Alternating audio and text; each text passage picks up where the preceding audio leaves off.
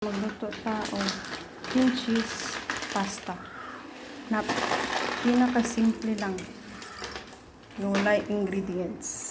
So magpalaga lang tao pasta, mayabo pa no, gamay ra kay ako raman isa mo kauna ni.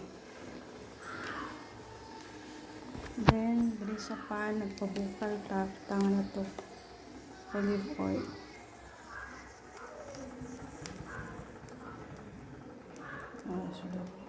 Isutay na nato ang garlic na pagod kamay. Kawan na nato inunod ang pasta. Dalat na to sa kawali.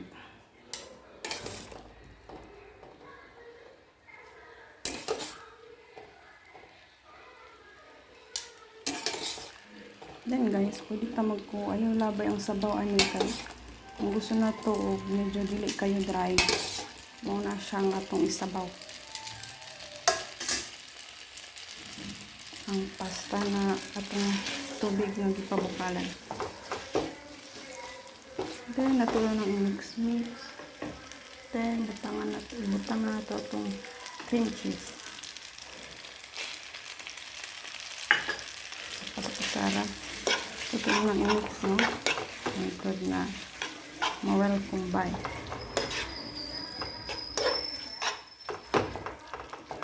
Na po gamay pepper na tumalong usap.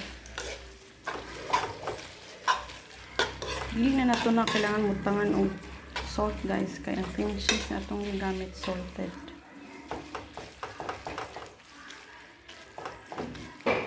Na ibutang din ako na siya og 1/4 cup nga tubig no sa atong gilaga nga pasta.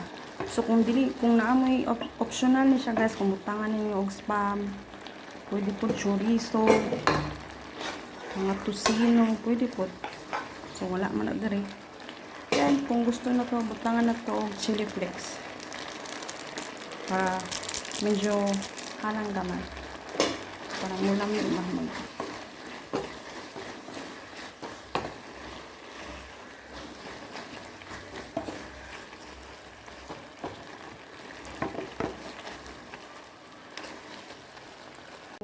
Luto na.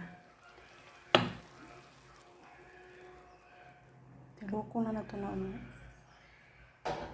Then, butangan na to, garnisa na to o oregano. Fried oregano.